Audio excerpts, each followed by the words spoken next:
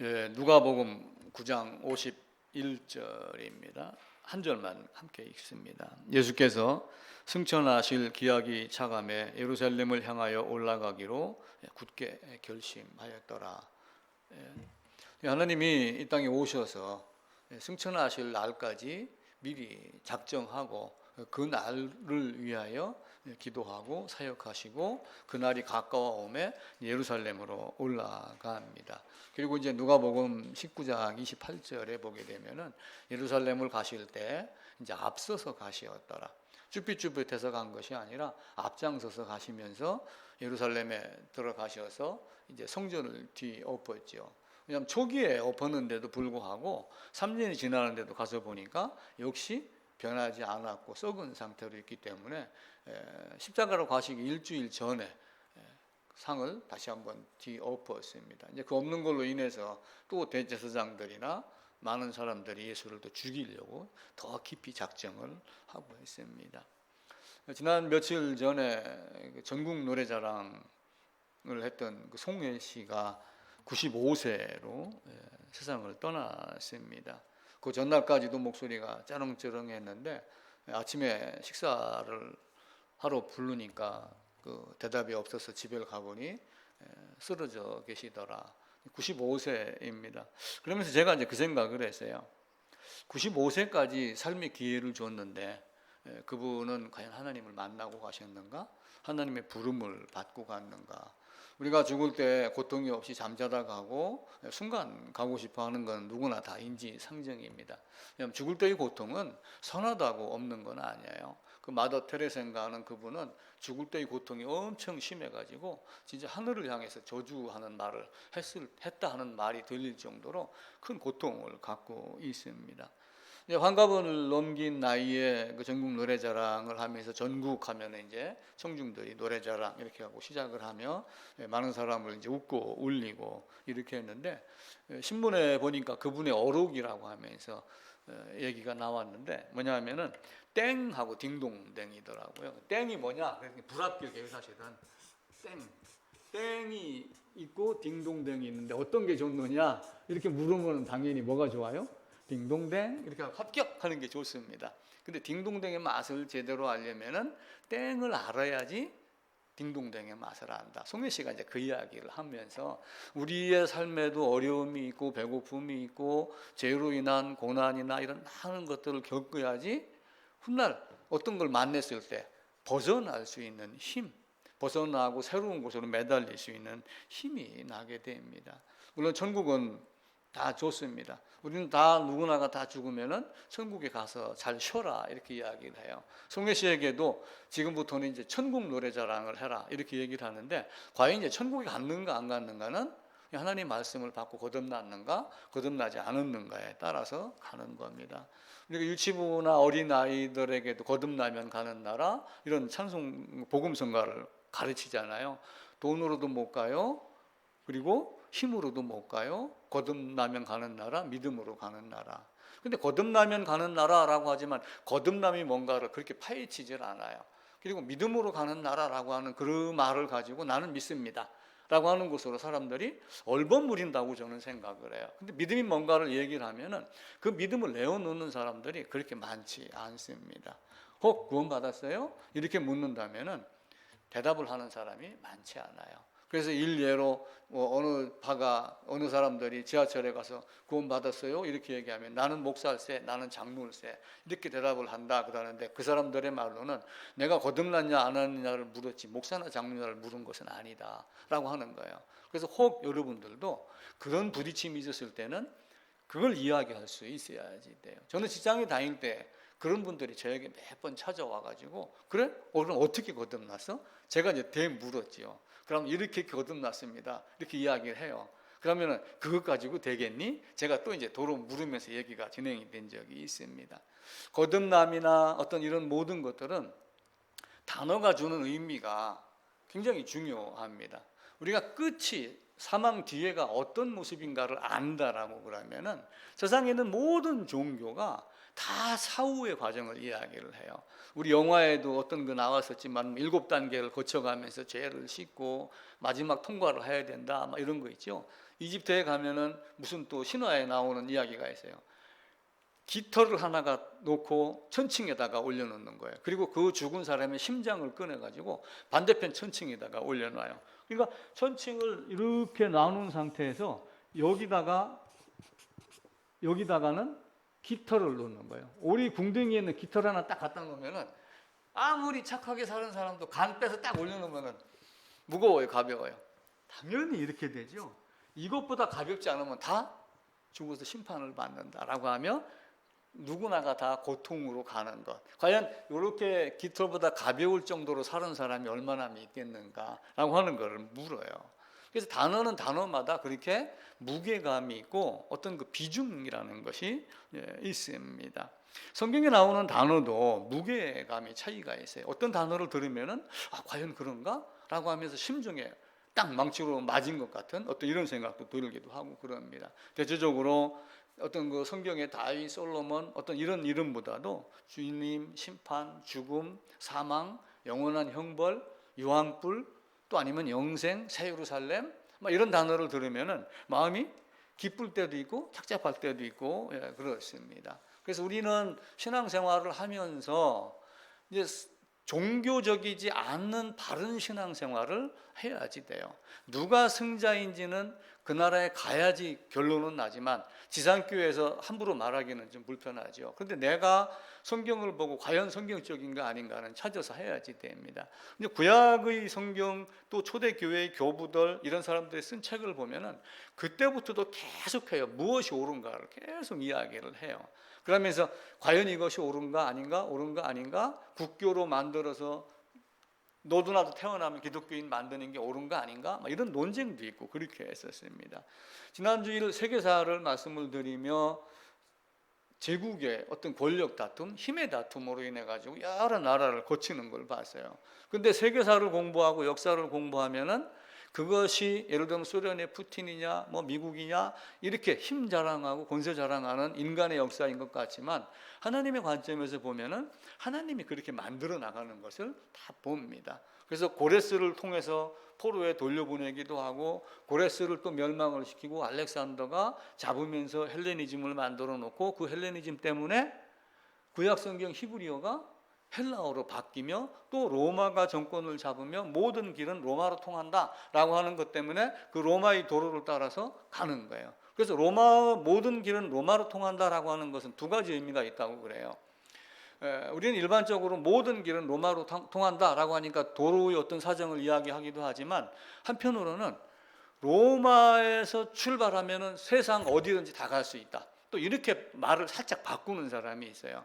근데 그 로마에서 죽은 예수님, 로마의 군사들이 십자가에 못 박은 예수님, 로마의 총독으로 온 빌라도가 사형 언도를 내려갖고 죽인 예수님의 그 복음이 로마의 도로를 따라서 로마의 권세를 따라서 헬레니즘의 그 문화를 따라서 전 세계로 다 퍼져가는 성경이 번역된 세계화도 있었지만은 이상하게도 그런 과정을 거치며 하나님의 복음이 물이 잔잔한 물가에 가서 돌멩이 하나 탁 던지면 어떻게 돼요? 물결이 일잖아요. 이렇게 물결이 일으면서 이게 이렇게 퍼져나갑니다. 옛날엔 누나 몰래 돌을 던져라 이런 동요도 있었잖아요. 그러니까 로마라고 하는 곳에 딱 던져진 돌 십자가가 전 세계로 이렇게 퍼져나가는 게 세상의 역사 같지만 사실 하나님의 역사이며 하나님의 계획이며 하나님의 성취다라고 하는 것을 우리가 꼭 기억을 하셔야 되고 마음속에 갖고 있어야지 됩니다. 오래전부터 오시겠다라고 말씀을 하셨거든요. 주님이 오셔서 죽으셨습니다. 근데 이제 어떤 사람들은 순교당했다 이렇게 생각을 하는 사람들, 맞아 죽었고, 그죠? 누군가에 의해서 억지로 끌려가서 죽은 것 같이 여겨지니까 순교자 아니냐 이렇게 생각하는 사람이 있어요. 근데 예수님은 순교자가 아니라 영원전에 만세전에 창세전에 오실 것 예정해놓고 오늘 본문대로 승천하실 기약이 다 다름에 어디로 가신 거예요? 예루살렘으로 가신 거예요. 그러니까 언제 죽어서 언제 부활하고 40일간 가르치는 시간까지 다 포함해서 계산을 하시고 승천할 그 시간을 맞춰서, 그러니까 모세가 출애굽을 시켰는데 그걸 가만히 따져보면 출애굽기 12장에서는 뭐라고 얘기를 해요? 430년이 마치는 그 날이라고 이야기를 하며 출애굽할 날짜도 사실은 계산을 해 놓으신 거예요. 그러니까 엄청난 분이시죠. 계획대로 이루시는 분입니다. 우리가 돌팔이들은 그냥 하고 돌팔이 목수는 대충 집을 짓고 나서 또 고치지만 전문가들은 다 어떻게 해요? 설계도 만들어 놓고 허가 맞고 승인 맞고 그리고 관청에서 도장 딱 떨어지면 그때부터 공사를 하기 시작하고 그 도면대로 됐나 안 됐나 감리를 하고 그러잖아요. 그거하고 똑같습니다. 우리의 삶도 마찬가지로 그렇게 하듯이 하나님의 말씀도 복음도 계획대로 이루어집니다. 사도행전 3장을 찾아볼게요. 뒤로 가셔가지고 사도행전 3장 20절입니다. 191쪽이네요. 제가 읽을게요. 3장 20절입니다. 또 주께서 너희를 위하여 예정하신 그리스도 곧 예수를 보내시리니 하나님이 영원 전부터 거룩한 선지자들의 입을 통하여 말씀하신 바 만물을 회복할 때까지 하늘이 마땅히 그를 받아두리라. 22절에는 모세가 신명기 18장에서 한 말씀을 이제 사도행전의 누가가 인용을 해서 말합니다. 모세가 말하되 주 하나님이 너희를 위하여 너희 형제 가운데서 나 같은 선지자 하나를 세울 것이다 라고 하며 출애굽시켰던 모세의 역할을 하는 시온의 아침에 빛나는 영광이라고 했듯이 그 시온의 아침은 우리가 눈을 뜨는 아침이 아니라 어둠의 세력이 물러가고 빛이신 예수님이 오셔서 새 시대가 시작되는 그 빛을 말씀을 하셨듯이 우리 주님이 그렇게 오실 것을 언제부터 예정을 하셨어요? 영원 전부터 예정을 하셨습니다. 그래서 갈라디아서 4장에 보게 되면은 때가 참에 오셨습니다. 그리고 베드로전서 1장 20절에 보면은 창세 전부터 미리 알리신 바가 됐습니다. 이제 배포자료 제일 앞장 45쪽입니다. 상단부부터 성경 본문을 적어 놓았는데 댁에 가셔가지고 성경을 찾아서 성경 안에다가 이렇게 형광펜이든 이렇게 밑줄을 꺼놓고 해놓으시면은 나중에 볼 때 도움이 많이 됩니다. 때가 참에 오셨고 갈라디아서 4장 4절이죠. 베드로전서 1장 20절에는 창세 전부터 알리신 바가 됐고 또 갈라디아서 4장 4절 5절 뒷부분을 보면은 그 아들을 보내사 여자에게 나게 하셨고 그러면서 처녀 잉태 말씀하시죠. 그리고 율법 아래 낳게 한 거예요. 왜 그러냐면은 율법의 메인자를 율법 아래서 해방시키기 위해서 율법 아래로 낳으셨습니다. 오늘 읽었던 본문대로 승천하실 기약이 다가오매 이제는 예루살렘으로 올라갑니다. 올라가는데 누가복음 18장에 보면 우리가 예루살렘으로 올라간다라고 하며 선지자를 통하여 기록된 모든 것이 인자에게 응하리라. 인자가 이방인들에게 넣어서 희롱당하고 능욕당하고 침뱉음 당하고 죽일 것이나 3일 만에 살아나게 하겠다라고 성경은 말씀하며 그분이 그냥 오시는 게 아니라 영원 전부터 계획하시고 죽으러 오신 것이 아니라 다시 살리심을 받으러 온 것, 그리고 세상이 그를 죽였기 때문에 순교자가 아니라 처음부터 죽임을 당하러 오신 분, 죽으러 오신 분, 그리고 그 말씀을 하시고 나중에는 어떻게 해요? 누가복음 18장에서 그 말씀을 하시고 누가복음 19장에 가게 되면 여리고를 지나서 올라가셔요. 그러니까 누가복음 18장에서 내가 3일 만에 죽고 살아나겠다라고 말씀하시고 누가복음 19장에 가가지고 유명한 사람 한 사람을 만나죠. 삭개오, 나무 위에 올라가 있던 사람. 근데 삭개오가 나무 위에 올라가 있는지 아닌지는 사람들은 잘 모릅니다.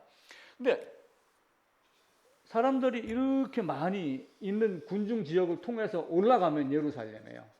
그러니까 예루살렘에 가기 전에 마지막 동네를 거치는 것이 여리고입니다. 근데 삭개오가 여기 있다가 보니까 뚱뚱하고 또 많은 사람이 둘러싸여 있는 곳에 뚫고 들어갈 수가 없으니까 가로질러 갖고 여기 있는 나무 위에 올라가 있는데 예수님이 가다가 보고 삭개오야 내려오라 이렇게 말씀을 하셔요. 그러니까 삭개오가 어떤 사람인지 어떤 마음을 갖고 있는지 어디에 있는지를 우리 주님은 이미 다 알고 계시는 거예요. 삭개오는 세리장이었잖아요. 당시에 세리들은 세금 걷는 사람들은 어떻게 했어요? 너 자동차세 2만 원이야 그러면은 그걸 만약에 징수원이 있어갖고 직접 걷게 했다 해보세요. 그럼 어떻게 하겠어요? 6만 원 내놔. 2만 원은 갖다 바치고 2만 원은 지가 먹고 2만 원은 뇌물 주고 뭐 삥땅 한 10,000원 뜯고 뭐 이런 식이었단 말이에요. 옛날에 로마 당시에 세리들이 한 5배로 더 걷었다라고 하는 이야기가 있어요. 거기에 대표자 세무소장이니까 얼마나 미움을 받았겠어요. 사실은 뚱뚱하고 사람이 많아서 못 가는 것보다 혹시 들어가다가 꼴밤이라 하는데 맞을까 봐 이렇게 돌아갔을 거예요. 그런데도 우리 주님이 어떤 분인가를 보고 싶었던 거예요. 그 심정을 우리 주님이 알고 삭개오야 내려와라. 내가 오늘날 네가 구원받았고 내가 네 집에 거해야 되겠다. 이렇게 하며 삭개오를 만나고 낙이 타고 올라갑니다. 근데 낙이 타고 올라갔을 때 수많은 사람들이 호산나 호산나 이렇게 했어요. 근데 그 외쳤던 사람들이 그 무리들이 나중에는 어떻게 해요? 십자가에 못 박아라. 바라바를 내주고 예수를 죽이라. 이렇게 이야기를 하죠. 45쪽 이제 중단 부분입니다. 유대인이라고 되어 있는 모든 사람들이 예수를 죽이려고 애를 많이 썼습니다. 성전을 뒤엎으니까 죽이려고 했고 또 이적을 일으키니까 나보다 낫잖아요. 그러니까 죽이려고 했고 유대인의 왕이라고 그러니까 죽이려고 했고 자기들을 걸고 넘어지니까 죽이려고 했고 모든 걸 다 걸어갖고 죽이려고 했어요. 그 예수를 죽이려고 했던 내용들을 제가 쭉 성경을 찾아갖고 이렇게 적어놨습니다. 바리새인들, 헤롯 왕, 서기관들이 이렇게 같이 힘을 합쳐서 죽이려고 합니다. 마태복음 12장이죠. 그 다음에 26장에서는 대제사장과 장로들, 서기관, 그리고 26장에서는 가룟 유다가 배반을 하고 또 26장 59절에는 대제사장들과 온 공회가, 이 공회는 사실은 백성들의 대표예요. 뭐 국회의원급이나 이렇게 되지 한 70여 명 정도가 있다고 그럽니다. 근데 대제사장들은 안 빠지는 데가 없어요. 대제사장들은 사실은 뭐예요? 하나님을 예배하고 하나님께 제사를 드리는 주관자들인데도 이들이 예수를 죽이려고 그렇게 한 거예요. 왜 그렇게 했을까요? 하나님이 아니라고 여긴 거예요. 내가 유대인 왕이냐? 네가 그렇게 말하노라. 빌라도하고 대답은 그렇게 했는데 참남하다. 자기를 하나님과 동등으로 여긴다 해서 그를 죽이려고 했던 거예요. 그러니까 메시아가 올 줄은 알았는데 사람으로 올 줄은 이들은 생각을 하지 않았어요. 근데 사실은 뭐예요? 사람으로 올 줄을 다 알고 있는 거예요. 왜 그래요? 여자의 후손으로 오겠다. 그럼 뭐예요? 사람이잖아요. 처녀 잉태하겠다. 사람이잖아요. 베들레헴에서 나겠다. 다 알고 있어요. 알고 있으면서도 죽이려고 한 거예요. 사람으로 온 베들레헴에서 태어난 그리고 처녀 잉태한 그 사람이 예수인데 맞아 혹 이렇게라도 심중에 생각을 했다면 죽이려고 하지 않았을 거예요. 근데 비교하고 기분이 나쁘니까 자기들을 꾸짖으니까 싫어서 죽이려고 했었죠. 그래서 대제사장, 서기관, 온 공회 이렇게 많은 사람들이, 그리고 제일 마지막에 보면은 대제사장들과 장로들이 무리를 권하여, 그러니까 무리를 설득하여, 권한다는 얘기가 설득한다라고 하는데 아마 협박도 좀 들어갔을 거예요. 야, 그래도 바라바가 칼 들고 이렇게 하면서 충돌했던 것이 낫지, 힘없는 저 사람이, 자 군사들에게 잡히는 저 사람이 무슨 능력이 있겠느냐, 죽이자, 막 이렇게 했겠죠. 그리고 마지막에는 어떻게 해요? 사도행전 13장 가보겠습니다. 사도행전 13장 38절입니다.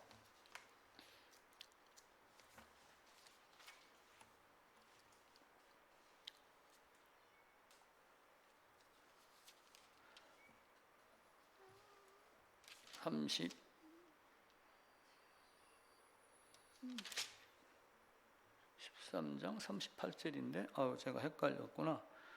빌라도에게 죽여달라라고 하는 말씀이 있는데 제가 성경을 잘못 28절이네요. 혹시 그 몇 부자료에 있으면 28절로 고쳐주시면 됩니다. 죽일 죄를 하나도 찾지 못하였으나 빌라도에게 죽여달라 하였다. 그러니까 마태복음 27장 1절에 가면은 그걸 빌라도에게 데려가서 빌라도에게 넘깁니다. 근데 그 넘기면서 어떤 말인가를 복음서에는 기록하지 않았지만 누가는 이런저런 자료를 조사하고 이야기를 들으면서 죽여달라고 했다라고 사도행전 13장 28절에서 말합니다. 그러니까 순교당한 것이 아니고 죽으러 오심을 우리는 알고 있습니다. 그래서 예수님의 죽음은 인자가 온 것은 많은 사람의 섬김을 받으려 함이 아니요 많은 사람의 죄를 담당하기 위하여 자기를 대속물로 주려 합니다 라고 했던 그 대속물로 주기 위하여 온 겁니다. 억울하게 붙잡히고 힘이 없어 붙잡히고 이렇게 해서 죽은 것이 아니라 처음부터 죽으려고 오신 하나님이에요. 마태복음 16장으로 가볼게요. 여기 이제 베드로가 신앙 고백을 했다 하는 이야기로 마태복음 16장이 유명합니다. 주는 그리스도요 살아계신 하나님의 아들이다. 마태복음 16장 16절입니다. 근데 이제 마태가 주는 그리스도요 살아계신 하나님의 아들이다라고 하는 것이 과연 신앙 고백이라고 할 수 있을까라고 하는 것은 성경 전체를 놓고 봤을 때는 저는 당연히 신앙 고백이 아니다라고 봐요. 물론 그가 어떤 능력이 있고 하나님의 권세를 힘입어서 온 거는 알긴 알았을 거예요. 왜냐하면 인간이 할 수 있는 능력을 뛰어넘었기 때문에 그래요. 그런데 오신 목적은 뭐예요? 죽으러 오신 거예요. 근데 죽으러 가겠다라고 딱 말씀을 하니까 어떻게 해요? 21절입니다. 이때로부터 예수 그리스도께서 자기가 예루살렘에 올라가 장로들과 대제사장들과 서기관들에게 많은 고난을 받고 죽임당하고 제3일에 살아나야 되겠다 라고 말하니까 22절에서 베드로가 예수를 붙잡고 항변하여 이르되 주여 그리 마옵소서. 이 일이 결코 이루어지지 않습니다. 뭔가 능력자로 오긴 왔는데 죽으러 가면 안 되는 거예요. 베드로의 입장에서는. 왜 그래요? 베드로가 주님 따라다니면서 많은 이적을 일으킨 사람들을 따라오면은 쉽게 얘기하면 줄도 세웠을 거고 뭐 여러 가지가 있겠죠. 옛날에 그 허준 영화 봐보세요. 허준이 유이태가 병을 막 고치니까 사람들이 막 밀려옵니다. 그때 이제 마당 새들은 다 어떻게 나가요? 밖에 나가서 줄 세웁니다. 줄 세우고 번호표 줘요. 근데 번호표를 갖고 서로 주고받고 살고 하면서 그 마당새 주머니다가 뭘 딱 찔러 넣어주고 앞으로 좀 당겨줘. 이렇게 바꿔치기도 하고 그럽니다. 어쩌면 예수님의 12 제자들도 그런 형태의 삶이 그 당시에 있었을지도 몰라요. 근데 오신 목적은 죽으러 오신 거예요. 여자 유선으로 와서 반드시 죽어야지 됩니다. 압니다. 제물로 드리는 것이 뭔가를 알아요. 나중에 사도 바울은 히브리서를 사도 바울이 쓴 걸로 저는 봅니다. 대제사장마다 뭔가 드릴 것이 있어야지 되는데 그도 드릴 것이 있어야 되겠다라고 이야기를 해요. 대제사장마다 뭘 드렸어요? 제물을 드렸는데 예수님도 대제사장으로 오셨으니까 뭔가를 드려야 돼요. 근데 뭘 드렸어요? 자기를 드린 거예요. 이게 차이가 있는 거예요. 근데 이제 그 드리려고 가고 그러니까 베드로가 안 돼 하고 멱살을 잡았다라고 이야기를 하는 게 항변이거든요. 예수님은 죽으러 오셨습니다. 이제 마가복음, 이 마태복음 16장, 17장, 20장, 19절 세 번 연속해서 이야기를 해요. 근데 이제 마가복음 8장으로 가볼게요. 마가복음 8장 31절입니다. 똑같은 얘기를 이제 예수님이 말씀하신 거를 세 번을 연거푸 말씀을 하셨는데 그 내용이 이제 제가 기록된 배포 자료에 1, 2, 3번이거든요. 마가복음 8장 31절에서는 마가복음 제일 처음에 말씀, 마태복음 16장하고 같은 상황입니다. 너희는 나를 누구라 하느냐? 29절 주는 그리스도시니라. 그러니까 이에 아무 말도 하지 말라. 31절 인자가 많은 고난받고 대제사장들과 서기관들에게 버림받아 죽임당하고 사흘 만에 살아나야 하겠다 라고 얘기를 하니까 32절에서 또 어떻게 해요? 베드로가 예수를 붙들고 항변하며 똑같은 장면을 이제 마태가 기록을 했고 마가가 기록을 했어요. 근데 마가가 기록을 하면서 어떻게 얘기했냐면 많은 고난을 받고, 그러니까 이 마가복음 8장 31절에서는 많은 고난을 받고, 그리고 많은 고난은 뭐예요? 채찍에 맞고 침뱉음 당하고 뺨도 맞고 많은 것들을 당해요. 근데 많은 고난을 받고 그 다음에 죽임 당하고 이 두 가지를 합니다. 근데 이제 마가복음에 보면 특이하게 뭐라고 되어 있냐면 여기다가 반드시 이렇게 되어 있어요. 그래서 영어 성경도 제가 쭉 조사를 해보니까 마가복음 8장 여기만 반드시, 그러니까 이제 우리가 그 뭐 영어로 must라고 이렇게 얘기를 하는데 반드시 해야 된다라고 하는 must be라고 하는 이 must를 넣어갖고 예수가 반드시 고난받고 죽임당해야 된다라고 하는 반드시라고 하는 말을 넣어요. 그리고 이제 이게 우리 성경에는 인자가 사흘 만에 살아나야 할 것이라고 할 것이라고만 했는데 영어 성경에는 반드시 죽어야지 된다. 헬라 원문 성경에도 그렇게 되어 있어요. 그러니까 반드시 해야 된다는 얘기는 무슨 얘기예요? 어떤 목적이 분명히 있는 거예요. 그냥 와서 죽임당하고 하는 것이 아니라 처음부터 반드시 죽임당하려고 왔다. 승천할 기약이 차감해 내가 올라가겠다라고 말씀을 하시는 거예요. 예수님이 십자가에 못 박혔습니다. 못 박혔는데 못 박혔을 때 무슨 얘기를 하냐면은 내가 천군 천사를 12군단 되는 천군 천사를 불러올 수 없지 않겠느냐? 불러올 수 있지만 하지 않는다. 자, 성경을 찾아봅시다. 마태복음 27장입니다. 유다가 와서 이제 잡혔습니다. 잡혔는데 이제 베드로가 딱 칼로 잡으러 온 사람 말곤과 이 규율을 떨어뜨리죠. 그러면서 예수님이 하신 말씀이 있어요. 54절입니다. 47쪽 26장 54절입니다. 내가 만일 그렇게 하면 53절부터 읽을게요. 너는 내가 내 아버지께 구하여 지금 12군단 더 되는 천사를 보내시게 할 수 없는 줄로 아느냐? 보내게 할 수 있다는 얘기예요. 그런데 내가 만일 그렇게 하면 이런 일이 있으리라는 성경이 어떻게 이루어지겠느냐? 어떤 거예요? 반드시 죽고 반드시 고난당하고 반드시 십자가에 못 박혀 죽는 일이 어떻게 일어나겠느냐? 그래서 예수님은 반드시 죽을 작정을 하고 오신 하나님이에요. 그래서 여자의 우선으로 오셨고 처녀가 잉태하여 오셨고 그리고 미가서 5장 2절에 가게 되면은 베들레헴에서 낳겠다라고 하는 말씀이 나와요. 미가서 5장 2절을 제가 읽어드릴게요. 베들레헴 에보라다야 너는 유다 족속 중에 가장 작을지라도 이스라엘 다스릴 자가 내게에서 오는데 그의 근본은 상고의 영혼이니라. 그럼 상고의 영혼이라는 건 무슨 의미예요? 이걸 쉬운 말로 성경 풀이를 바꿔놓으면 그의 기원은 아득한 옛날 태초에까지 거슬러 올라간다. 그러니까 영원 전부터 만세 전부터 하나님이 계획했다라고 하는 거예요. 킹제임스는 옛적부터 있었으며 영원부터 있느니라. 그러면서 이 땅에 오시는 것이 자기 백성을 저희 죄에서 구할 자다라고 하는 것을 오시면서 그 이름을 예수라 하라. 마태복음 1장 21절에서 그렇게 이야기를 하는 거예요. 그리고 이사야서 7장에서는 처녀가 잉태하여 나겠다. 근데 그가 아들을 낳았는데 이사야서 9장에서는 한 아기가 낳았는데 정사를 메웠고 그의 이름은 기묘자다. 전능하신 아버지다. 영원하신 하나님. 대한 말씀이 나오죠. 사도 바울은 이렇게 이야기해요. 자, 그러면은 예수님이 오셔서 십자가로 가셨어요. 근데 십자가로 가신 것이 그냥 십자가로 가셔갖고 십자가에 돌아가신 것이 그냥 아버지의 생각이냐 아버지의 뜻이냐라고 하는 거예요. 이제 우리가 이걸 알면 성경을 보는 관점이 조금 달라지죠. 에베소서 한번 보겠습니다. 에베소서 5장입니다. 갈라디아서 에베소서 5장 2절입니다. 315쪽입니다. 같이 읽읍시다. 그리스도께서 너희를 사랑하신 것 같이 너희도 서로 사랑 가운데서 행하라. 그는 우리를 위하여 자신을 버리사 향기로운 제물과 희생 제물로 하나님께 드리셨느니라. 우리를 나로 한번 바꿔서 한번 읽어볼게요. 그는 나를 위하여 자신을 버리사 향기로운 제물과 희생 제물로 하나님께 드리셨느니라. 그러니까 오셔서 여기 십자가에 간 이렇게 해서 십자가에 달리고 한 이유는 뭐예요? 사랑 때문에요. 사랑인데 어떤 사랑이냐면 나를 사랑했기 때문에 그렇습니다. 그래서 갈라디아서 2장 20절에도 나를 사랑하사 나를 위하여 자기 자신을 버린 하나님의 아들. 사도 바울은 그렇게 이야기를 해요.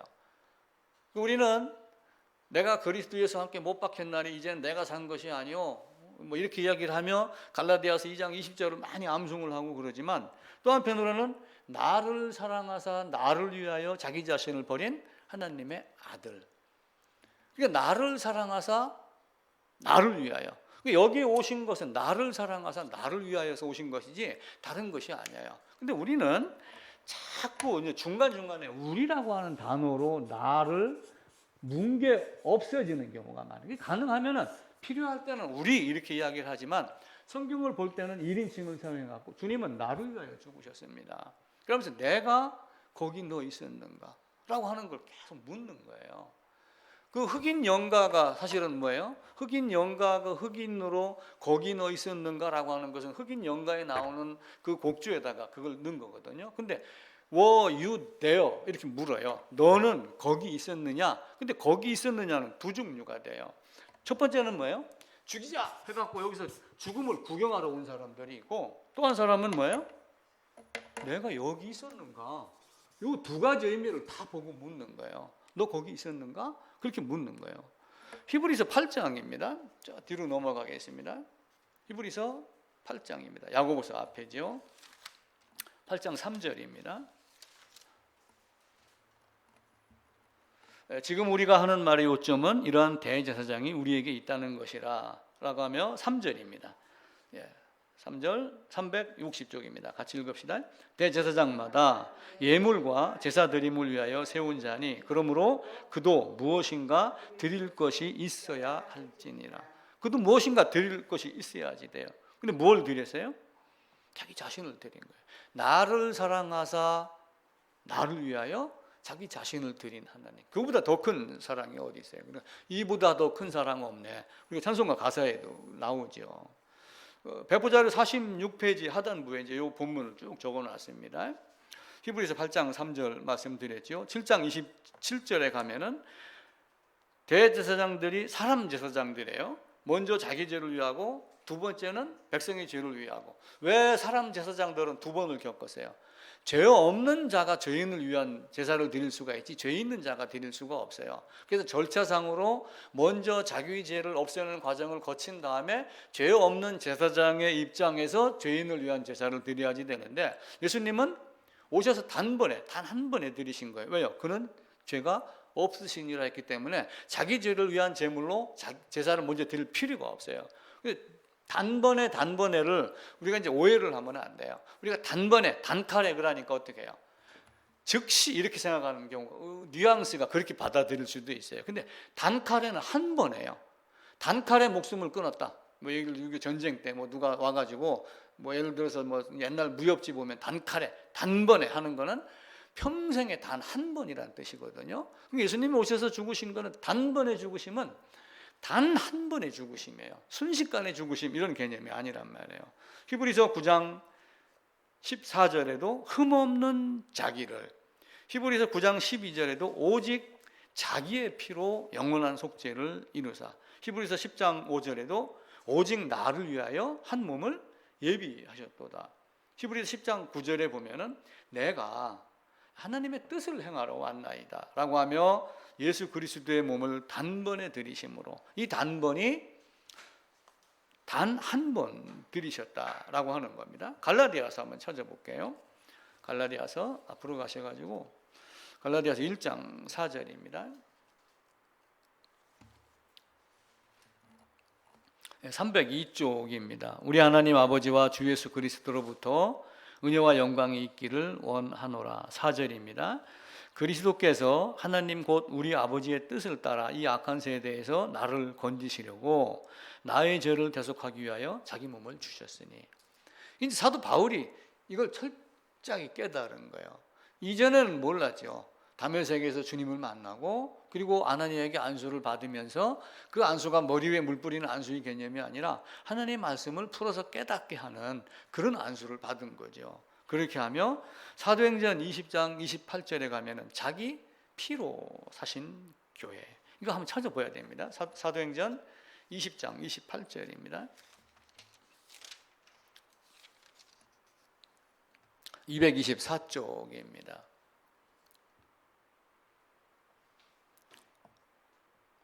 28절 224 같이 읽읍시다. 여러분은 자기를 위하여 또는 온 양떼를 위하여 삼가라. 성령이 그들 가운데 여러분을 감독자로 삼고 하나님이 자기 피로 사신 교회를 보살피게 하셨느니라. 자, 하나님이 자기 피로 사셨어요. 예수님이 하나님이라는 말씀이에요. 죽으실 수 없는 분이 죽을 수 있는 몸으로 오시고 보이지 않고 볼 수 없는 하나님이 볼 수 있는 인간으로 오신 겁니다. 그래서 하나님의 아들, 즉 하나님, 이렇게 제가 그래서 오늘 본문에 죽으러 오신 하나님의 아들 하나님이라고 한 거예요. 그래서 어떤 사람들이 저에게 시비를 걸면서 영이신 하나님이 어떻게 죽었느냐, 어떻게 피를 흘렸느냐 물으면 저는 사도행전 3장 20장 28절 이누무하고 또 갈라디아서하고 몇 군데를 내어놓으면서 하나님이 자기 피로 사신 교회다. 그래 그 하나님이 누구예요?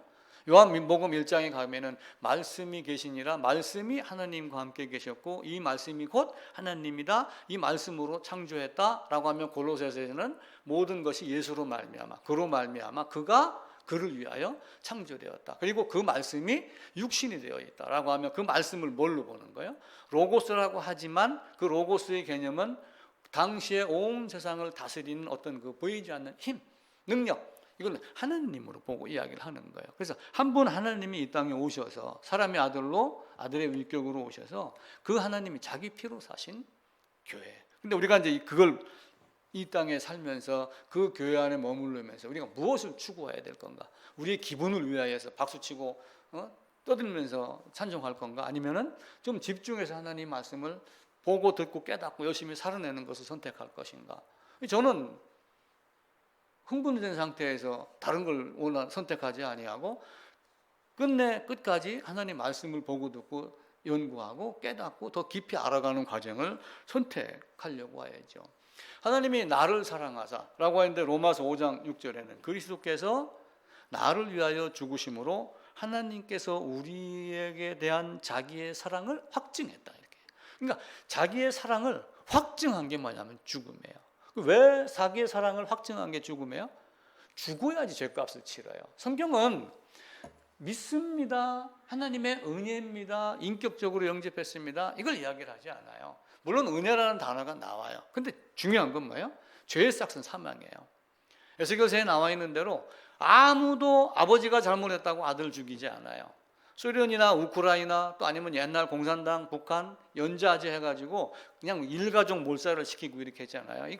이 공산당 자식들 말이야, 일제 앞잡이 후손들 이렇게 하고 그러지만 그거는 내 할아버지가 한 거고 내 조상이 한 거지 나하고는 관계가 없는 거예요. 근데 세상은 연좌제를 하지만 성경은 죄에 대한 개념은 연좌제를 하지 않아요. 고라나 이런 사람이 죽었을 때 여러 사람이 같이 간 건 같이 휩쓸려서 모세에게 항의를 했기 때문이지 얘 때문에 얘가 다 죽은 건 아니에요. 개개인의 어떤 힘성을 보고 그러는 거예요. 아버지가 포도를 먹고 이가 쉬어 해갖고 아들이 쉬는 건 아니에요. 얘기를 듣다가 감정적으로 실수가 있긴 있죠. 근데 각각 자기의 죄악으로 자기의 죄값을 치르고 자기의 죽음만 죽는다라고 성경은 분명히 이야기를 해요. 우리는 사랑함으로 자기의 사랑을 확증했다. 내가 너를 위하여 죽었다. 그 죽음 안에 네가 있었니? 라고 묻는 거예요. 너 거기 있었는가? 근데 그 죽음 안에 있어서 내가 죄값으로 죽었습니다. 근데 그 예수님의 죽음 안에 나의 죽음이 있었습니다 라고 하는 고백이 제대로 이루어지지 않으면 믿습니다. 거듭나면 가는 나라 하나님 나라 믿음으로 가는 나라. 근데 이 앞에 거듭나면 우리가 얘기를 잘 안 해요. 그리고 믿음으로 가는 나라 해놓고 믿습니다 믿습니다만 지금 하고 있단 말이에요. 근데 과연 성경이 그렇게 이야기를 하는가? 아니에요. 성경을 뒤집고 까고 파헤치면 파헤칠수록 죄의 싹은 사망이라는 것이 분명하게 드러나요. 아담이 범죄하면서 입혀줬던 가죽 옷인 거예요. 누군가가 대신 죽어야지 가죽이 나오는 거예요. 그래서 그냥 그것도 또 대속 이렇게만 넘어가는 게 아니라 대속 안에다가 뭘 넣기를 원하는가. 사도 바울은 연합을 계속 부르짖는 거예요. 그러니까 우리가 이거를 귀가 닳도록 눈이 닳도록 그걸 보고 마음판에다가 새겨 넣어야지 때입니다. 자기 아들을 아끼지 아니하고 모든 사람을 내주신 네가 어떻게 나를 사랑하지 않겠는가? 라고 하며 여러 성경 군데에서 말씀을 합니다. 아까 시작을 하면서 대제사장들, 서기관, 바리새인, 백성들, 무리, 공회 많은 사람들이 예수를 죽이려고 했어요. 죽이려고 한 건 의도적인 살인이에요. 자, 말씀드렸죠. 베들레헴 에브라다야. 베들레헴에서 나는 거 알아요. 나중에 헤롯이 물어요. 유대인이 왕으로 나는 네가 어디서 나느냐? 그러니까 마태복음 2장에서 반드시 유대인들이 얘기를 하잖아요. 베들레헴입니다. 알아요. 처녀를 잉태한 거 알아요. 근데 마리아 처녀를 잉태해서 출산한 것도 알아요. 그런데 죽이려고 한 거예요. 그러니까 그들은 의도적인 살인입니다. 오실 장소도 알고 오시는 방법도 알고 모르는 게 없어요. 다 알고 있는데 헤로드 왕의 입장에서는 또 다른 왕이 오는 게 싫은 거야. 내가 얼마만큼 로마에 가서 엎드려서 아양 떨다가 얻은 자리 왕자리인데 내가 왕의 자리를 뺏겨? 그럴 수 없지. 죽이면 끝이지. 이렇게 되는 거예요. 유대인 제사장들 헤롯하고 힘을 합쳐갖고 거기에 빌붙어서 헤롯이 성전 새로 건축해 주려고 하죠. 막 이러니까 어떻게 해요? 거기에 힘입어서 먹고 살고 제사장 노릇하고 권세 누리고 하는데 베들레헴 여자 잉태 그건 맞을지 몰라도 이 인간은 아니야. 이렇게 할 수도 있겠죠. 죽이려고 했던 그런 사람들. 그래서 나중에 죽이는 마지막에 가서는 이렇게 이야기를 해요. 마태복음 27장에 가면은 어떻게 할래? 죽여라? 아니야? 어떻게 할래? 바라바 내줘? 죽여? 무리를 권하여 무리까지 다 얘기합니다. 근데 바라바는 어떤 자예요? 강도며 살인자예요. 강도며 살인자를 내줘? 나중에 이제 빌라도가 그럼 나는 모르겠다. 빌라도도 예수가 죄가 없다는 거 3번이나 반복해서 이야기해. 죄를 못 찾았어. 죄가 없어. 죄가 없어. 아니 죄가 없으면 때리지도 말아야죠. 근데 죄가 없는데 때려서 놓겠노라 그러면은 뭐예요? 빌라도도 나쁜 놈 되는 거예요. 빌라도 아내가 편지를 써갖고 보내면서 그 사람 모르는 사람이니 절대로 간섭하면 안 됩니다. 그걸 읽었는지는 모르지만 더더욱이 그렇게 이야기를 한 거예요. 그러면서 물로 손 씻었다고 돼요? 씻으면서 나는 죄가 없다, 나는 무죄다, 관계없다, 이 일하고 상관없다 라고 하면 내줬는데 내주기 전에 백성들이 뭐라고 그래요? 이 피값을 우리와 우리 자손들에게 돌릴지어다. 그래서 많은 사람들이 유대인 학살, 이들이 AD 70년에 예루살렘이 멸망하고 전 세계를 떠돌다가 1948년도에 이스라엘 나라가 독립을 했잖아요. 그 유대인들이 미국이나 이제 뭐 여러 이런 어떤 사람들하고 이제 하나님의 역사죠. 그렇게 해서 그 중동 지역 거기다가 딱 갖다가 팔레스타인이 있는 지역에다가 국가를 세워놓게 한 거예요. 그 2000년 떠돌아다니고 이렇게 하는 수많은 고난, 이 피와 이 죗값을 우리가 우리 자손에게 돌릴지어다. 그래서 가스실에 들어갔다. 사람도 그렇게 해석을 해요. 아니 뭐라고 그랬는데 내가 그거 히스기야도 그랬잖아요. 너 안 죽어. 15년 연장해 줄게. 그런데 네 아들 대에 가서 히스기야 거기서 한숨을 푹 쉬면서 다행이다. 이렇게. 그러니까 얼마나 인간들이 어리석어요. 그렇게 예수를 죽이는데 앞장섰던 사람들이에요. 승천할 기약이 다감에 올라가셨습니다. 앞서서 가셨습니다. 삭개오 부르고 갑니다. 성전 뒤엎습니다. 그때부터 말씀합니다. 예루살렘을 바라보고 웁니다. 그리고 잡혀가시죠. 그럼 누가복음 22장에 가면 인자는 이미 작정된 대로 가거니와. 근데 인자가 이미 작정된 대로 간다라고 하는 그 작정은 언제부터예요? 우리가 읽었던 성경 몇 군데만 보더라도 이미 영원 전에 창세 전에 오래전부터 근본은 언제예요? 상고의 영원이라. 오래전부터 이렇게 해놨던 거예요. 근데 예수님을 누가 팔았어요? 유다가 팔았죠. 그럼 유다가 팔으면은 잘못한 걸 깨달았어요. 유다가 내가 잘못했구나. 이런 분을 내가 팔았네. 뉘우치고 가서 목매달아 죽었습니다. 끈이 끊어지면 나무가 가지가 부러지면서 땅에 떨어졌고 개가 와서 흩어 먹었어요. 핏물이 그냥 피밭이 됐습니다. 그러면은 유다가 회개가 된 건가요? 아니에요. 예수님은 말씀을 하셔요. 나를 파는 그 사람이면 아예 차라리 나지 않는 것이 더 좋다. 우리도 마찬가지예요. 성경을 이렇게 보고서도 끝내 생명책에 기록이 안 되고 마지막 날 어느 순간 미끄럼 타듯이 쭉 빠져나간다. 철로역정 마지막에 보면 그 장면 나오잖아요. 강을 건너갑니다. 강을 건너가는데도 막 즐겁게 건너가는 사람이 있어요. 가다가 그냥 어떻게 해요? 미끄럼틀에 내려가도록 쭉 시편 73편도 그 얘기 나오는 거예요. 근데 그래도 두려운 거야. 과연 하나님이 이렇게 했는데 천사가 나와갖고 맞이해서 예루살렘 성 안으로 들여보내는 장면이 나와요. 나를 내게 넘겨준 자의 죄는 더 크다. 우리는 이 땅에 있으면서 호흡이 있을 때마다 여호와의 말씀을 갖고 있어야지 돼요. 지난주인가 그 지난주에 기독교부 기사에 이런 게 나왔어요. 우리 교신교단의 어느 교회가 예배를 드리는 형태에 대해서 이야기를 했어요. 우리 교회는 지금과 같이 예배 드릴 때 성경을 찬송을 상 위에다가 못 놓게 합니다. 반드시 들고서 예배를 드리게 합니다. 그러니까 처음에는 좀 불편했는데 나중에는 보니까 성경에 눈이 더 가고 더 은혜스럽습니다. 막 꼭 굳이 그렇게까지는 안 하더라도 성경에 띄워주고 하는 이런 것들은 사실은 없애야 될 필요도 있어요. 내가 눈으로 직접 성경을 보고 듣고 이렇게 하는 거예요. 저도 여러분들과 헤어질 날이 점점 몇 년인지는 모르지만 정해진 시간이 가까워 옵니다. 그래서 제가 배포 자료를 좀 나눠드려야 되겠구나. 나중이라도 한번 살펴봐라. 할 수 있으면은 요약만 해다가 성경 구절도 어떤 때는 집어넣기도 하고 이렇게 해서 나눠드립니다. 근데 필요에 따라서 프린트물을 보는 게 아니라 성경을 봐야지 돼. 느낌이 달라요. 성경을 보면서 성경에다가 메모도 해놓고 이렇게 하면은 굉장히 좋습니다.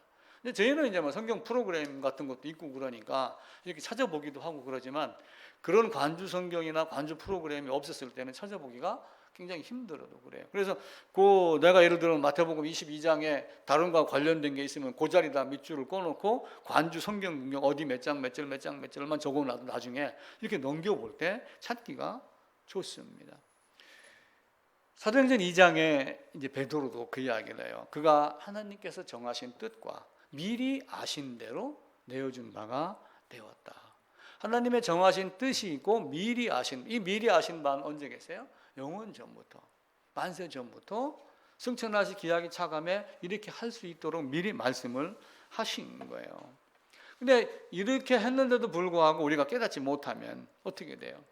유다가 은 30 받은 거 도로 내놓고 이렇게 했다고 하여 그 죄가 해결이 되나요? 나를 판자는, 나를 네게 넘겨준 자의 죄는. 빌라도가 아무리 손 씻고 나는 너들 때문에 내가 져서 그런 거지. 근데 3번이나 죄 없다 해놓고 마누라가 그 사람에게 그렇게 하면 안 됩니다 라고 했는데 이스라엘 백성은 어떻게 했어요? 가이사 이에는 우리에게 왕이 없습니다. 그 왕이 있어요, 없어요? 하나님 왕이 있잖아요. 근데 가이사 이에는 우리에게 왕이 없습니다. 이렇게 이야기를 했어요. 그러니까 그들에게는 얼마나 많은 불호령이 떨어지겠어요. 그죠? 근데 죄 없어 했는데도 나중에 이 군중들이 이 빌라도에게 뭐라고 얘기했냐면은 바라바를 내주지 않고 예수를 내주면은 가이사의 충신이 아니니이다. 이 충신이라고 하는 이 의미가 상당해요. 가이사의 충신. 요번에 대통령이 바뀌면서 청와대가 오픈이 됐어요. 무슨 신문 기사 보니까 김건희 여사가 그 무슨 음악회 할 때 거길 들어갔다가 그 안을 한번 둘러봤답니다. 어쩌면 인간적으로 솔직한 말이에요. 그 말한 걸 갖고 터집는 사람들이 있는데 인간적인 의미는 똑같습니다. 내가 여기를 진즉이 한번 와봤으면은 남편을 설득해서라도 용산은 못 가게 했을 것이다. 그렇게 좋답니다, 거기가. 그 얼마나 좋아요. 그 많은 사람들이 가서 보고 깜짝 놀라잖아요. 그래서 여기를 한번 들어오면은 안 나가려고 한다. 다시 잡으려고 한다. 그만큼 거기가 좋답니다. 저는 오래전에 어느 국회의원 초대로 청와대를 한번 간 적이 있어요. 한 10몇 년 전에. 갔더니 천하제일보 장소 뭐 해갖고 뭐 이런 장소도 있고 사진도 찍고 오고 그랬습니다. 근데 우리는 겉에만 봤거든요. 근데 그 안에 보면 엄청나답니다. 당신이 그렇게 하면 가이사의 충신이 아닙니다 라고 하는 거는 그 청와대를 언제든지 마음대로 들락날락할 수 있는 권한, 비표가 있다는 거예요. 그리고 들어갈 때마다 5사람, 6사람, 몇 사람을 데리고 갈 수 있는 능력이 있는 거예요. 제가 고성연수원에 갔다 왔어요. 갔다 왔는데 사위가 준 사위의 장인이다라고 하는 증명서를 내놓으라는 거예요. 증명서를 내놓으면 방이 2개니까 내가 다른 한 사람을 더 모시고 가도 된대. 낯선 사람을 나하고 함께 오면은 이런 정도인데 여긴 오죽하겠어요? 그 권리를, 그 혜택을, 그 명예를 빌라도도 놓지 못했던 거예요. 그러니까 세상이 얼마나 대제사장들 시기하고 미워하고 나보다 능력이 뛰어나고 자기를 건드리니까 비유상하고 죽이려고 했죠. 이런 거 못 놓으니까 죽이려고 했죠. 세상에 옛날 그러잖아요. 마누라 말 들어갖고 안 되는 일 없다고. 하다 안 되면 마누라 말 들으라고 옛날에 그런 말 많이 해요. 아니 그 빌라도의 마누라가 그 사람 손대면 안 됩니다라고 했었을 때 말 들었으면은 빌라도가 나중에 그 정신병인가 해서 자살했다는 그 빌라도의 보고서인가 보면 있어요. 나중에는 막 멍하고 죽습니다. 그 니체 마냥 그런 형태 비슷하게 갑니다. 근데 대제사장들, 백성들, 서기관, 바리새인, 공회, 무리 이런 사람들이 빌라도가 예수를 십자가에 내주었나요? 아니에요. 하나님이 자기 뜻대로 나를 위하여 자기 피로 스스로 가신 거예요. 그러니까 우리는 예수님이 누구 때문에 제가 교회를 처음 다니기 시작을 해갖고 우리 직장 다닐 때 옆에 사무실에 가고 어떻게 하다가 나 이제 교회 다닙니다. 그랬더니 이거 여직원 하나가 제가 그때 말을 못했어. 모르니까 에이 그때는 어떤 직책을 부르면서 거기 사마귀 신이에요 그러더라고요. 그 사마귀 신이 뭔가 몰랐어. 나중에 보니까 이제 모세가 시내산에서 이제 만났던 그 지역이 어디 사막이잖아요. 이 사막이라는 뜻이에요. 세계의 악이 아니라 요 사막. 그 사막에서 등장한 사막신 아니에요? 이렇게 얘기를 하는데 내가 그걸 못 알아듣고 무슨 사막신? 이제 이렇게 이야기하고 넘어갔는데 나중에 그 양반에게 그 설명할 기회를 놓쳤어요. 사막의 신이 아니에요. 하나님이 그 사막과 같이 메마른 땅, 물 없는 땅, 목이 마른 땅, 더위와 고통, 고난 받는 그 지역에 나타난 거예요. 그래서 성부가 성자를 보냈습니다. 삼위 하나님이 자기 아들을 보냈어요. 그래서 성자가 자기 자신에게 대해서 이야기할 때는 자기 자신을 하나님이다. 이렇게 말씀드렸던 거 기억나세요? 성부가 자기 자신을 이야기할 때는 하나님이다. 그런데 성자하고 관계에서 이야기할 때는 성부라 불린다. 성자도 그렇게 해서 하나님이라고 하지만 성부와의 관계에서는 나는 성자입니다. 하나님의 아들입니다. 이렇게 이야기를 하는 거예요. 그래서 오늘 죽으러 오신 하나님의 아들 하나님이라고 해서 이상하게 생각하시면 안 돼요. 하나님이 자기 피로 사신 교회예요. 그 하나님이 사람의 모양으로 오시는 그 하나님. 그러니까 삼위일체 하나님, 우리는 한 분 하나님. 그러는데 아버지가 계획하고 아들은 이루시고 성령은 그걸 가르치고 깨닫게 하고 생각나게 하는 하나님이에요. 근데 그 성령 하나님을 이해를 못하니까 기도원 방언, 새벽기도용 방언을 하면서 온 교회가 시끄러운데도 그것이 능력인 줄 알고 지금 지나고 있는 거예요. 그러니까 얼마나 안타까워요. 예수님의 죽음을 누가 내어줬어요? 자기 자신이. 하나님이, 성자 하나님이, 아버지가 아들을, 그리고 자기 자신이, 하나님이 내어주셨어요. 그 사랑을 우리가 힘입어서 어떤 모습으로 살 건가? 예수님의 십자가는 무섭습니다. 복음서를 보면서 제가 하나 깨달은 게 왜 십자가에 대한 설명이 없지 했어요. 십자가에 대한 설명이 없어요. 어느 책도 보다 보니까 십자가에 대한 설명이 없이 복음서는 십자가만 있다. 십자가에 못 박혔다. 이렇게만 되어 있어요. 그러면은 이 골고다 언덕이 이렇게 되어 있는데 물론 여기 이제 평지가 좀 널찍하게 이렇게 있겠죠. 이거를 여기서부터 따지고 보면은 이 높이가 얼마냐면 약 20m가 돼요. 십자가의 높이 달리자 이렇게 하니까 우리가 십자가가 장대같이 높은 걸로 생각을 하잖아요. 이게 20m의 개념으로 보면 되는 거예요. 그리고 실제는 여기에서 이렇게 못 박힐 때 이렇게 했을 때 요 높이는 얼마나 되겠어요? 요 높이는 안 높아요. 이 높이는 여기서 사람이 서가지고 이렇게 달 정도로 합니다. 어제 그저께 신문에 어떤 여인이 살인을 했어요. 돈 많은 줄알고 결혼했는데 빈털터리더라. 20대 여성인데 40대 남자를 죽였습니다. 또 하나가 뭐가 나왔냐면은 어떤 여인이 살인을 해갖고 묻었어. 묻었는데 그 사람 지장이 필요하다 해가지고 끄집어내가지고 죽은 사람 손에다 인주를 묻자고 서리로 위조를 한 거야. 하루 만에. 그 이야기를 듣고 가슴이 얼마나 떨리는지. 예수님이 십자가에 못 박히면은요 사람들이 지나가다가 막대기를 후려치기도 하고 손가락을 푹 찔르기도 하면서 자식 말이야 이렇게 하게 한다는 거예요. 당시의 십자가의 죽음은. 그러니까 이 십자가 이렇게 있어갖고 여기에 매달려서 사람이 구경만 하는 이런 시스템이 아니란 말이에요. 요 밑에다가 발판을 이렇게 두고 있어 버티다가 못하니까 어떻게 돼? 서져 죽습니다. 관략근이라는 것이 있어요. 관략근이 우리가 항문만이 아니라 눈에도 관략근이 있어요. 입에도 관략근이 있고 입의 관략근이 풀어지면 침이 줄줄줄 새는 거예요. 우리 눈이 풀렸다 그러죠. 항문이 풀리면 어떻게 돼요? 그냥 똥이 쭉 셉니다. 자, 십자가를 못 박일 때 우리 생각하는 거 아무것도 안 해요. 1번 홀딱 뺏겨요. 그리고 십자가를 땅에다 놓고 가 누워 이 자식아. 누워. 그러면 거부하는 사람도 있을 거 아니에요. 사형장에 끌고 갈 때 막 쫓아갑니까? 춤추면서 따라갑니까? 막 안 가려고 발버둥 치는 것도 있겠죠. 소도 그렇게 한다는데 사람이 즐거운 마음으로 가겠어요? 버티는 사람도 있겠죠. 갔다가 눕힙니다. 그리고 손발에다가 못 박습니다. 그리고 혹 터질지 모르니까 밧줄로 묶는답니다. 그러니까 손, 발 여기다가 이렇게 못 박고 여기다가 밧줄로 이렇게 묶어요. 그리고 이렇게 세워서 파놓은 땅에다가 딱 꽂아요. 꽂는데 높이가 그렇게 높지 않단 말이에요. 그리고 여기서 이걸 바라보는 거예요. 멀리서 바라보는 사람도 있고 성질이 나쁜 놈은 들어가가지고 짜신 말이야. 너 때문에 내가 얼마만큼 고생했는지 알아? 이렇게 하면 때릴 수도 있겠죠. 이런 온갖 고난을 받게 하는 거예요. 이 모습이 얼마나 비참했겠어요. 관략근이 다 풀어지고 다 죽은 모습이 제자들이 그래서 십자가에 못 박았더라. 이 이상을 차마 그 다음 단계를 기록하지 못한 거예요. 이 말씀을 묵상을 하다가 제가 뭐가 생각이 났느냐? 노아의 세 아들이 생각이 났어요. 노아의 세 아들이 났는데 함이 아버지 하체를 보았더라 라고 되어 있죠.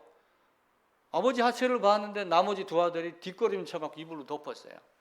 그럼 아버지 하체를 본 게 무슨 큰 죄예요. 아버지하고 아들하고 목욕탕 가는 게 저는 꿈이었어요. 딸 둘을 낳았는데 같이 있던 친구 놈은 아들만 둘을 낳은 거예요. 얼마나 틈만 나면 아들 얘기를 하는데 내가 속이 뒤집어지더라고요. 근데 아들을 딱 낳고 나니까 그 말하고 뒤집어졌다고 미워했던 마음이 순식간에 사라져요. 내가 가졌느냐 갖지 않았느냐의 차이가 있는 거예요. 요 딱 생기더라고요. 그리고 아들하고 목욕탕 갑니다. 그럼 아들이 내 몸 다 봐요, 안 봐요? 다 보죠. 함이 아버지 노아 어쩌다가 술 먹고 자는 거 들어가는데 홀딱 벗고 누워서 자고 있으면 볼 수도 있죠. 근데 뭘 본 거예요? 다른 비참한 걸 본 거예요. 저는 그렇게 여기는 거예요. 그래서 차마 그 광경을 못 보고 어떻게 했어요? 이불로 덮었다. 저는 그렇게 생각을 하는 거예요. 레위기 다른 장면 보면은 자매의 이모의 하체를 보았더라라고 되어 있는데 그 보았다가 범한 걸로 되어 있어요. 남자가 남자를 어떤 이런 모습이 함이 한 짓이 아닐까라고 저는 이걸 보면서 그 생각을 딱 한 거예요. 차마 그걸 기록하지 못할 정도의 험한 모습. 영화 배우, 영화 감독이, 영화 시나리오 작가들이 십자가를 지금 다 못 살게 만들었잖아요. 미남 그려놓고 하얀 백인에다가. 근데 예수님의 모습은 그것 아니라고 제가 한번 사진 올렸죠. 그 모습 한번 봐보세요. 그렇게 돌아가신 하나님입니다. 우리가 살아 있었을 때 더 많은 호흡을 하면서 말씀을 더 깊이 보고 그리고 하나님이 우리에게 어떤 사랑을 베푸셨는가. 유다 참 안타깝잖아요. 키스는 언제예요? 반가운 사람 만났을 때 키스합니다. 손자들 오면 기뻐서 얼굴도 비비고 그럽니다. 그 얼굴 비비는 걸 가지고 넘겨주었으니까 얼마나 악독한 사람, 의도적인 거예요. 정리를 하면은 세상의 역사가 사람의 역사인 것 같지만 하나님의 계획이고 죽으러 오셨는데 사람들은 혹 순교자다 이렇게 말할 수도 있지만 절대로 그런 것은 아니다. 그리고 예수님의 죽음은 나를 사랑하사 나의 죄 때문에 나의 죄를 사하기 위해서 죄의 값은 사망이기 때문에 죽으셨다라고 하는 것 꼭 기억을 하시고 이제 머지않아 그날이 언제인지는 모르지만은 제가 머지않아 이렇게 표현을 합니다. 머지않아 우리 주님의 재림이 있습니다. 혹 그 재림이 늦어질지라도 제가 90을 살면 20년 남은 거예요. 90 살면은 30년 남은 겁니다. 40년 남고 그러면은 아직도 많이 남았네? 근데 세월은 순간 쏜살같이 가요. 나중에는 늙으면은 정신도 없어지고 맨정신으로 바르게 뭔가를 분석하고 파헤치고 읽고 할 수 있는 나이는 그렇게 많지 않아요. 주님이 재림이 멀지 않았음을 꼭 기억을 하고 어떤 마음, 어떤 자세로 신앙을 해야 될까? 늘 묵상하며 바른 길 걸어가는 모든 분 되기를 간절히 기도를 드립니다.